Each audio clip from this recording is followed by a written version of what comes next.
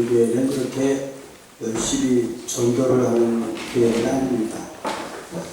또 전도를 해봤지만 이게 또 쉬운 일이 아닙니다. 그래서 전도를 하다 보면 야, 참 예수 믿기가 이렇게 힘든가 하는 생각이 들 때가 있습니다. 근데 정작 말씀을 받아서 하나님을 영접하고 나오는 분들을 보면 누가 뭐 진지하게 뭐 전도를 하고 열심히 전도하고 이런 것보다도 하나님이 택하시고 부르신 게 아닌가 하는 생각이 들 때가 많습니다. 가나다에 있는 제 친구 목사님이 한국을 방문하는데 그게 이제 여자 집사님 한 분이 꼭 손을 붙들고 간청을 합니다. 자기 아버님이 이제 암 선고를 받으시고 그러는데 절대로 교회는 안 나가신답니다. 이 천국을 가셔야 되겠는데 교회는 아주 보기도 싫어하시고 아주 평소에 안티. 뭐 자식들이 무슨 얘기해도 소용이 없는데 꼭 좀 한번 신방을 해달라. 아니 자식들이 다 교회를 가시자고 해도 안 가시는 분은 목사님이 병원에 한번 신방한다고 될 일입니다. 또 그런 분 신방하는 건 다 무지부담스러워요. 가서 무슨 소리를 하겠어요. 보나마나 등 돌릴 텐데. 그래도 하도 간청을 하니까 한국을 방문하는 길에 서울대학교를 들으셨어요. 뭐 가봤자 그냥 개 닭보듯이 하는 거지. 안녕하십니까. 무슨 얘기를 해도 안 통하는 상황입니다. 근데 이 목사님이 아버님 제가 찬송 하나 하고 기도하고 가겠습니다. 예, 그거 쳐다보지도 않아. 그 6인 시간이 그 사람이 모셔놓습니다. 찬송을 했습니다. 인생은 나그네 길 어디서 왔다. 이 찬송을 하는데 그 병원에서 다른 목사님 와서 찬송한 데가 조용히 있다가 자기 번쩍 뛴 거예요. 무슨 소린가. 근데 이 찬송을 들으시고 아버지 눈물을 쫙 흘리십니다. 어디서 왔다가 어디로 갈지. 이제 갈 날이 며칠 남았는데 괜찮았는데 그러고 보니까 어디로 가는지를 진짜 모르겠는 거예요. 그때 간단히 말씀을 전했습니다. 우리 인생이 다 어디서 왔다 어디로 가는지 모릅니다. 또한 살아가는 인생이라고 다 편안한 인생은 한 사람도 없습니다. 그러나 우리 인생을 확실하게 같이 하시고 영원한 나라 천국을 말씀하신 분이 있습니다. 아버님 지금 영접하시면 천국 가십니다. 그래서 그 자리에서 영접을 하셨어요. 그리고 이제 캐나다에 갔어. 그래서 이제 그 얘기를 했더니 자기도 들었는데 어떻게 아버지가 그렇게 목사님 신방했다고 돌아서실 수 있는 거야. 그래도 목사님 얘기했죠. 가서 보니까 뭐 설교할 상황이 아니더라. 아버지 대단하시더라. 그래서 내가 찬송을 했다. 무슨 찬송할 때 인생을 나그네게 했다 그러니까 이딸이 깜짝 놀라면서 우시는 거야. 무슨 일인 거야 했더니 아버지가 제일 좋아하시던 노래예요. 아무도 얘기한 사람이 없어. 그래서 그 목사님 간증이 하나님 앞으로 인도하신다는 게 이게 무슨 우리가 노력하고 전도해서가 아니라 택하신 사람을 때가 돼서 부르시는 것 같더라. 그런 말씀을 하시더라고요. 그렇습니다. 우리가 다 때가 되어서 하나님께서 불러주셔서 다른 사람들이지 누구도 내가 뭐 이렇게 지혜롭게 결단해서 교회 생활하겠다고 가를 수 있는 사람은 없습니다. 이 유행가의 가사처럼 정말 인생은 나그네 길이라 하고 있습니다. 여름방학이 되면 많은 사람들이 이제 한국을 방문하고 여행을 떠납니다. 우리 인생도 이런 여행길과 같다고 할 수 있습니다. 이렇게 여행을 떠나시면서 여행에 필요한 물건들을 다 준비했냐 하는 것입니다. 체코의 그 유명한 문어인 프란츠 카프카야 베어 아프 브로크라는 책이 있습니다. 서사시처럼 쓴 책인데 그런 장면이 나옵니다. 여행을 떠나고자 시종에게 말을 가져오라고 했는데 알아듣지를 못했다. 내가 직접 막간에 가서 말의 안정을 얻고 올라갔다. 멀리서 트럼펫 소리가 들렸다. 무슨 의미일까? 성문 앞에서 시족이 물었다. 어디로 여행을 떠나십니까? 나도 몰라. 무조건 여기를 떠나는 거야. 우선 여기를 떠나고 보면 그때야 내가 원하는 목적지에 돌아갈 수 있지 않냐. 일단 떠나야지 내가 원하는 목적지에 도달하지 않겠느냐. 시족이 물었다. 주인님은 먹을 양식을 갖고 오시지 않았습니다. 그래, 긴 여행길이지. 여행길에서 음식을 얻지 못하러 나는 굶어 죽을 거야. 그렇지만 이 긴 여행길에 내가 식량을 들고 떠난다고 그 식량이 나를 살릴 수는 없을 거야. 인생은 험한 여행길인데 이 여행길을 가면서 처음부터 굶지 않겠다고 일생 먹을 식량을 들고 떠날 수는 없습니다. 우리의 인생의 여행길에 필요한 식량을 다 짊어지고 떠날 수가 없다고 하는 것입니다. 이스라엘 백성이 430년 동안 거주했던 애굽 땅을 나와서 홍해를 건너고 황량한 광야를 접어든 것 오직 하나님께서 주신 약속 한 가지 붙들고 걸어왔습니다. 가나안 복지에 대한 소망뿐이었습니다.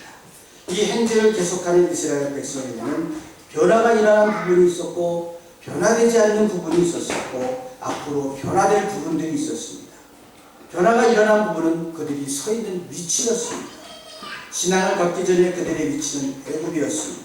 그러나 믿음을 지닌 후에 그들의 위치는 광야라고 하는 새로운 장소로 나왔습니다. 아무런 변화가 오지 않은 부분이 있었습니다. 그들이 입고 있는 육신이었습니다. 애굽에서나 광야에서나 동일한 육체를 갖고 있었습니다. 하나님을 믿는 새 마음으로 새 길을 걸어가고 있지만 그들의 육신은 이전 모습 그대로였습니다. 이스라엘은 애굽 땅에서 자신들의 육체가 필요하던 것들을 하나님께서 함께 하시는 광야에서도 동일하게 필요로 했던 것입니다. 약속의 땅을 향해 떠났다고 했지만은 빨리 달리는 준말을 타고 한숨에 도달할 수 있는 길도 아니었습니다. 때로는 말을 타고 걷기도 하고 자전거를 타고 기차를 타고 비행기를 타고 가는 그런 길입니다. 겨울의 추위와 여름의 더위가 길을 어렵게 하고 때로는 허기가 져서 지칠 때도 있었습니다. 고기를 달라, 떡을 달라, 물을 달라. 이 욕구는 육신에 필요로 하는 것들이고 조금도 변하지 않는 것들이었습니다. 비록 하나님과 함께 있는 광야로 나왔지만 육신의 욕구와 필요들이 사라진 것이 아니었습니다. 여전히 어떨 땐 더 강하게 육신의 필요를 요구하고 있었습니다. 기독교인들의 양면성이 바로 이것입니다. 이것을 지닌 채 살고 있다고 하는 것입니다. 영원한 하나님의 나라를 고백하고 하나님의 나라를 약속받은 사람들이지만 이 땅에 사는 동안은 여전히 우리는 그 육신 가운데 있다고 하는 것입니다. 때로는 그 육신이 우리에게 편안함도 주지만 우리에게 시험의 중요한 거리도 된다고 하는 것입니다. 예수를 믿고 살아가는 사람들이지만 하나님과의 믿음의 관계를 맺어서 세상을 살고 있지만 여전히 우리들에게 변화되지 않는 부분들이 있다고 하는 것입니다. 변화가 일어났다고 하는 부분은 영적인 자리이지만 변화되지 않는 부분이 여전히 있다고 하는 것입니다. 심판받아 영원히 멸망할 수밖에 없는 죄인의 위치에서 믿음의 자리에 이르렀지만 영생을 누리는 하나님의 그 자리로 이루었지만 그러나 변화되지 않는 그 부분 또는 우리가 입고 있는 육신입니다. 하나님을 믿더라도 육체는 아무런 변화가 오지 않았습니다. 육체가 지닌 속속들은 그 속속들이 변화되지 않는다고 하는 것입니다. 그리스도인들이 육신이 필요로 하는 것, 이 사회에서 얻고 싶은 것들을 세상 사람들과 동일하게 느끼고 필요로 하면서 신앙 생활을 하고 있습니다. 잘 먹고 싶고 잘 살고 싶고 편한 집에 살고 싶고 훌륭한 사회적 지위를 얻고 싶고 그런 본능의 욕구를 만족시키고 싶은 욕망들을 가지고 있습니다. 그리스도인들이 갈망하는 육신의 욕구와 필요에 대해서 하나님은 어떻게 반응하셨을까요? 물과 고기와 떡을 달라는 요구에 이스라엘 백성들을 꾸짖지 않으셨습니다. 그들의 원망에도 불구하고 간구하는 대로 먹을 것을 공급하셨습니다. 고기로는 메추라기 떼를 보내주셨고 떡으로는 만나라고 하는 신비한 떡가루를 내주셨습니다. 이것은 하나님께서 그리스도인들이 육신의 필요를 무시하거나 억압하며 살기를 원치 않으시는 것을 보여주시는 것입니다. 기독교인으로서 여러분들이 부족하게 느끼고 해소되지 않은 욕구가 무엇입니까? 무엇이 부족하다고 생각이 들어서 신앙생활까지도 불만스럽고 나는 참 믿어도 안 된다는 생각하고 불행하다는 생각이 들게 하는 것입니다. 때로는 이렇게도 생각합니다. 전에가 훨씬 좋았었는데 현재 무엇이 부족하다고 생각하는 것입니다. 그래서 그 악몽으로 과거를 돌아보는 시각입니다. 예를 들면 이스라엘 백성들이 광야에서 배가 고플 때 애굽의 노예 시절이 더 좋았다. 애굽의 고기 까마를 그리워했다 이것입니다. 하나님께서 그 노예의 사슬을 끊고 해방시키신 것을 보지 못하고 지금 배가 고프다. 그 고기 까마가 있는 애굽이 좋아 보였다 하는 것입니다. 하나님이 자기들을 해방시켜 주셔서 자유의 몸이 되었다고 조차도 잊어버릴 만큼 육신의 욕구가 강렬했다고 하는 것입니다. 먹고 사는 문제는 단순하다고 보이지만 대단히 중요하고 큰 문제입니다. 사람들이 가장 많은 스트레스를 받는 것이 바로 이 부분입니다. 가장 평범한 것으로 이것을 둘러싸고 인생의 각종 문제가 벌어지는 그런 특수한 일들이 여기서 벌어집니다. 세상에서 벌어지는 각종 범죄들과 예컨대 거짓말, 도둑질, 폭력, 강도, 살인의 얘기까지 다양한 온갖 일들이 먹고 사는 곳을 둘러싸고 일어나고 있습니다. 어떻게 하면 보다 잘 살고 잘 먹을 수 있을까 하는 것 때문에 이러한 일들이 일어나고 있습니다. 본문에는 합리적으로 먹고 사는 문제를 다뤄줍니다. 하나님께서 말씀하신 기준으로 살면 절대로 지금과 같은 범죄가 일어나지 않을 것이라는 것입니다. 하나님께서 만나를 내려주셨는데 하나님이 내려주신 것을 먹고 살면 아무런 문제가 없다는 것입니다. 모세가 하나님의 지시하심을 따라 애굽에서 이스라엘 민족을 이끌고 하나님이 정하신 약속의 땅으로 인도했습니다. 처음엔 노예 생활을 벗어나는 감격에 매우 기뻤지만 광야의 길에 들어선 그들은 곧 먹는 문제가 심각한 일이 되었습니다. 물도 없었고 먹을 것도 없었고 더욱이 농사를 지을 수는 더울 수 없었습니다. 모세에게 목마르다 배고프다 애원하고 원망했습니다. 하나님이 애굽에서 나오라 해서 나왔지만 막상 그들에게 닥친 현실은 암담한 것이 아닐 수 없었습니다. 우리 인생살이도 마찬가지입니다. 자신의 선택대로 살아가면서 잘 되는 것 같이 보이다가도 어느덧 속수무책인 상황에 처하고 자기의 힘으로는 더 이상 어찌할 수 없는 때를 맞이하기도 합니다. 여러분들은 어쩌면 독일에 와서 이런 상황을 더 빨리 더 깊이 느껴보았는지 모르겠습니다. 그리고 인생살이가 이렇게 가고 있는 것이 맞는 것인지 도무지 삶에 자신이 없을 때가 한두 번이 아닙니다. 어쨌든 이스라엘 백성이 가장 기초적인 문제에 직면했을 때 그들에게는 해결 방법이 없었다고 하는 것입니다. 그때 하나님은 하나님의 방법으로 양식을 공급했습니다. 이것이 하늘에서 오는 양식입니다. 우리가 아무런 기댈 곳을 발견하지 못하고 하늘이 무너져 내려진 것 같을 때 하나님은 하나님의 방법으로 우리에게 해결을 해주십니다. 그리고 그것은 하늘로부터 옵니다. 가끔 우리가 받는 것에는 우리 자신들의 노력이 상당히 포함되었기 때문이라고 생각하는 경우가 많습니다. 과연 농부들이 자연의 모든 조건이 곡물이 성장하는데 결정적인 것을 알고 있지만 자기가 노력하는 일, 씨 뿌리는 일, 김 매는 일, 때에 따라 병충해를 방지하기 약을 뿌리는 이런 일들을 전혀 무시하지 않습니다. 월급쟁이도 마찬가지입니다. 자신의 경제적인 삶의 규모는 어느 정도 자기의 노동과 노력과 지식과 기술의 힘이 작용했다고 생각합니다. 그러나 이스라엘 백성들이 당시에 처한 상황은 이와는 한약에 달랐습니다. 광야에서 그들은 아무런 씨앗도 뿌릴 수가 없었으며 아무런 노력도 기울이지 않았습니다. 단지 하나님이 비를 내리듯이 만나를 내려주셨습니다. 새벽이면 이슬 같은 것이 땅에 깔렸는데 이것이 만나였고 해가 떠오르면 곧 쓰러졌습니다. 하나님께서 만나를 주시고 그것을 먹는데 일정한 법칙이 있습니다. 하나님이 정하신 음식 문화 또는 삶의 방식이라고 할 수 있는데 이것을 지키면 우리 역시 우리 삶의 작은 부분에까지 하나님의 바람과 뜻이 어떻게 작용하고 있는지를 알 수 있을 것입니다. 첫째, 만나는 날마다 거두어야 됩니다. 그날의 양식은 그날에 거둬야 됩니다. 일주일치를 한꺼번에 거둬둘 수가 없습니다. 남은 것은 냄새가 나고 썩었습니다. 이것은 그날의 양식 그날에 거두었다. 욕심과 게으름이 들통이 난 것입니다. 하나님에 대한 불신앙도 여기서 드러납니다. 사람마다 매일의 활동, 그날그날의 수고와 땀이 필요합니다.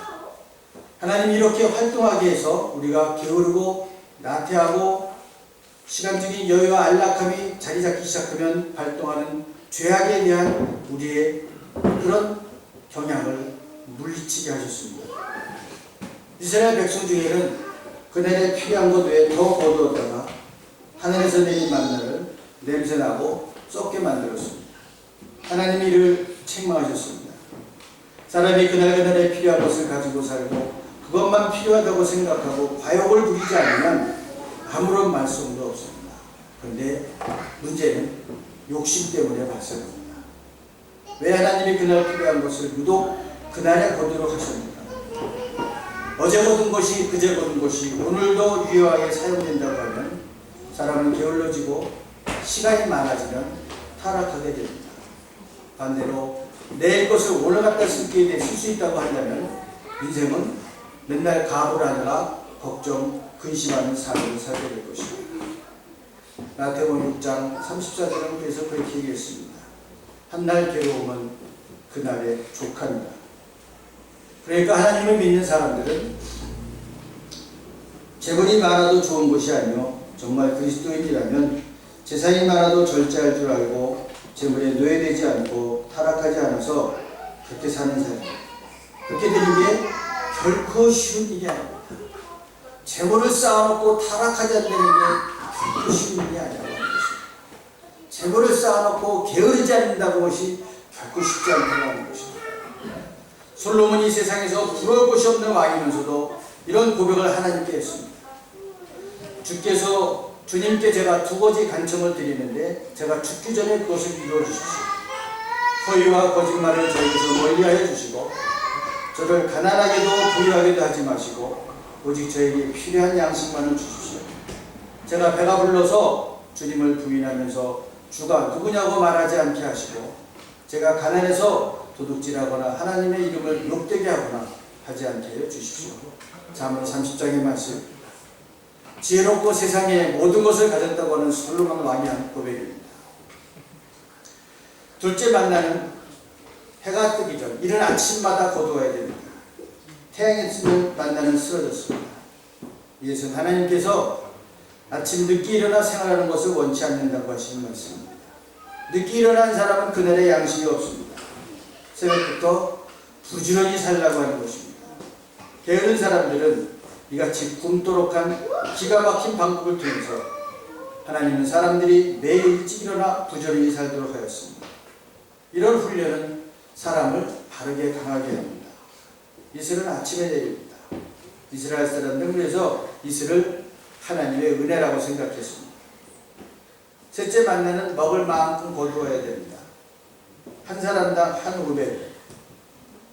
이것이 아침, 점심, 저녁 세 끼입니다. 오늘날은 다들 과식이 문제입니다.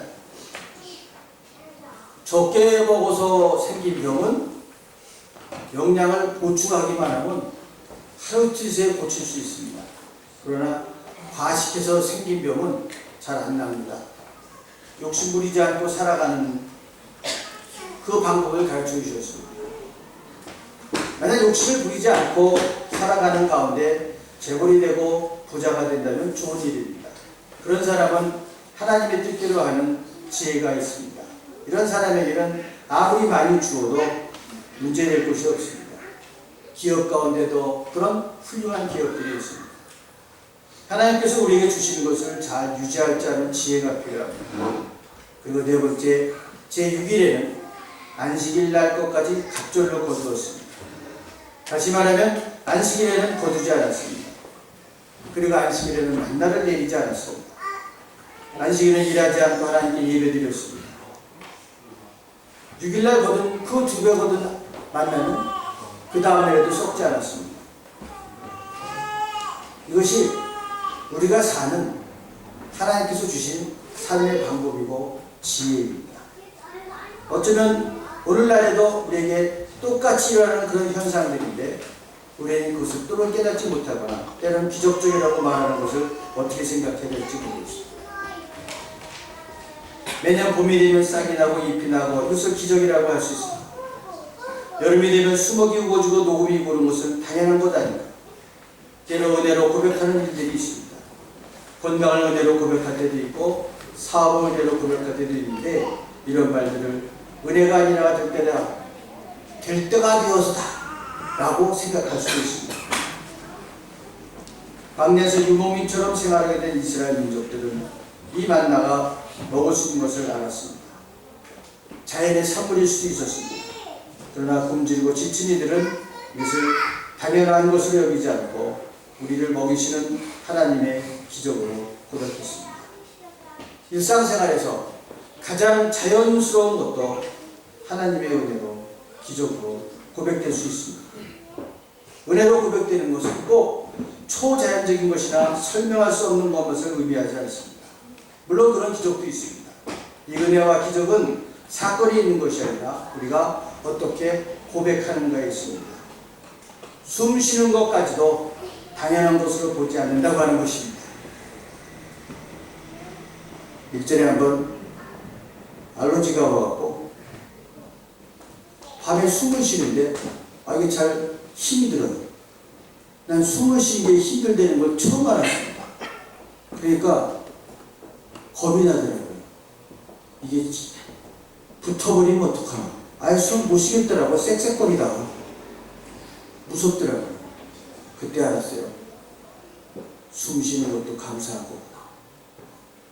이렇게 힘들어할 때도 있구나.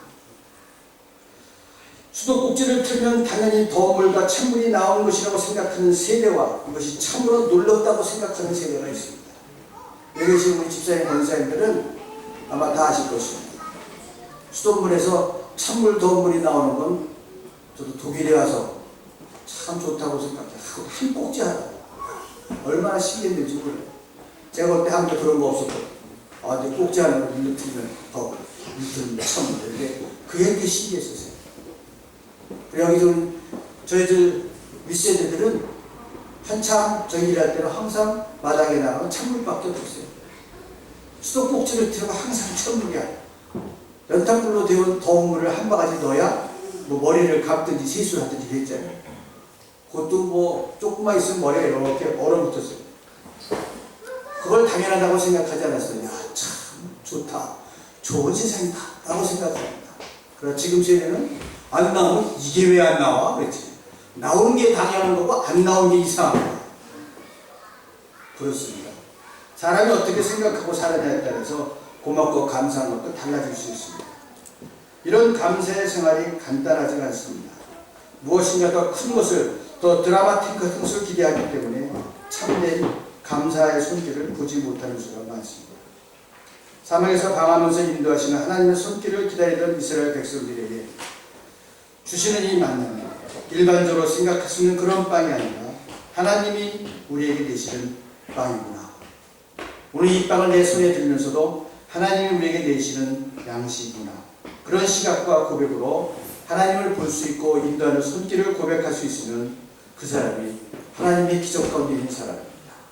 이 땅에 사는 동안에도 우리의 육신의 필요 가운데에서도 항상 그 은혜 가운데 살 수 있는 사람입니다. 때로는 사람들이 착각을 할 때가 있어요. 내가 대단하다고 생각하고 내가 대단한 것을 가졌다고 생각할 수 있는데 생각해보면 참 너무 허망합니다. 우리가 자랑하는 것도 참 허망하다는 거예요. 베르나르드의 작품 보면 이런 글이 나옵니다. 사람들이 자랑하는 것입니다. 애들이 2살이 되면 똥오줌을 가린다고 자랑합니다. 내가 이제 또 기저귀를 차지 않고 똥오줌을 가립니다. 3살이 되면 이가 난 것을 자랑합니다. 이 났다는 거예요. 앞니도 났고 다 났어. 어미도 났어. 12살이 되면 자기 친구들을 자랑합니다. 이때쯤 되면 이제 친구가 더 가깝거든요. 친구를 자랑합니다. 18살이 지나면 운전할 수 있다는 걸 자랑합니다. 운전면허증 따면 이게 완전히 날아갈 것 같아요. 세상 어디라도 갈 것 같거든. 밟으면 가니까. 운전면허 땄다고 자랑해요. 운전할 수 있다고. 20살이 되면 자기 사랑하는 사람이 있다고 자랑합니다. 내가 사랑한다니까. 35이 되면 내가 이만큼 돈이 있다고 자랑합니다. 이게 사람들의 자랑거리예요. 순서대로. 또 오줌을 가리고 이가 나고 친구를 자랑하고 운전면허 자랑하고 사랑을 자랑하고 돈을 자랑하고, 그리고 정신없이 살다가 50살이 되면 그때는 50대면 돈을 자랑합니다. 내가 이 정도 모았다, 이렇게 큰 집에 산다, 이렇게 뭘 가지고 있다 자랑합니다. 그때 60부터는 거꾸로 갑니다. 60살이 되면 아직도 사랑할 수 있다, 이게 자랑입니다. 70살이 되면 아직도 운전할 수 있다, 이게 자랑입니다. 75세가 되면 아직도 친구들이 살아있다, 이게 자랑입니다. 80살이 되면 아직도 이가 몇 개 남아있다, 이게 자랑입니다. 너 틀리야, 나 아직도 어금니이 있어, 이게 자랑입니다. 90살이 되면 또 좀 가리는 게 자랑입니다. 저기 거꾸로 가요. 또 자랑 한참 하다가 또 좀 가리는 걸로 끝난다니까. 이게 우리 인생의 자랑거리입니다. 아무 소용이 없어요. 90세에 돈 있다고 자랑하겠어요? 또 좀 가리는 게 자랑이니까. 아직도 멀쩡하시다고. 벽에다 안 바르고. 뭐 자랑할 게 있습니까? 정말 하나하나 다 하나님께서 이 땅에 사는 동안 채워주신 것이지 우리가 자랑할 수 있는 게 없다고 하는 것입니다. 그래서 시편 147편 10절은 그런 얘기를 합니다. 주님은 힘센 준말을 좋아하지 않으시고 빨리 달리는 힘센 다리를 가진 사람도 반기지 않으신다. 주님은 오직 당신을 경외하는 사람과 당신의 한결같은 사랑을 기다리는 사람을 좋아하시네요. 힘세게 달리고 있어도 언젠가는 다 풀리게 돼 있어요. 많이 가졌다고 해도 그거 쓸 수도 없는 나이가 오게 돼 있어요. 하나님을 좋아하시는 사람은 하나님을 경외하고 하나님을 의지하는 사람을 좋아하신다는 것입니다. 사랑하는 여러분, 이 땅에 사는 동안 이 지혜를 하셔야 됩니다. 하나님이 좋아하는 사람이 되셔야 돼요. 그분만을 의지하고 그분만을 기대하고 그분이 갖추시는 은총 가운데 살겠다는 마음으로 사시면 이 땅에 사는 동안도 여러분들에게 항상 우리들의 신령과 교회와 가정 가운데 천국이 임하리라고 믿습니다. 기도하시겠습니다. 자비하신 아버지 하나님, 하나님을 믿고 천국의 소망을 가졌다고 하면서